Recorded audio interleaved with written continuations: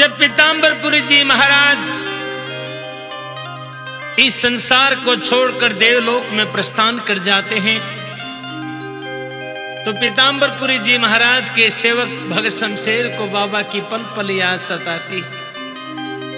हे पीताम्बरपुरी जी महाराज, आग के बिना यहां पर सब सोना सोना लगता है। किस प्रकार से अपने भाव पीताम्बरपुरी जी महाराज के चरणों में प्रस्तुत करते हैं, आइए सुनेंगे कैसे।